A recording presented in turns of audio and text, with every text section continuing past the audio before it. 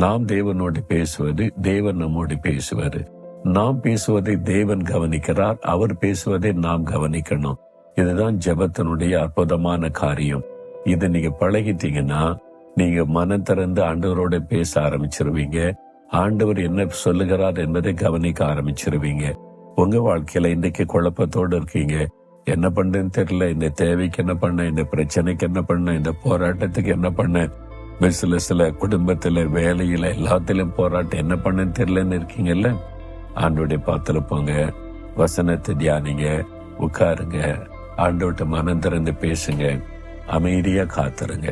என்கிட்ட பேசுங்க ஆண்டவரே, என்ன அவர் பேசுகிறத நீங்க கேட்க முடியும். நீங்க என்கிட்டலாம் பேச மாட்டாரு அப்படின்னு நீங்க நினைக்கிறதுனாலதான் ஆண்டவுடைய குரலை கேட்க முடியல. அவர் யாரையுமே அற்பமா நினைக்க மாட்டார். உங்ககிட்ட நான் ஏன் பேசணும் அப்படின்லாம் சொல்ல மாட்டார். ரொம்ப அன்பான ஒரு ஆண்டவர்.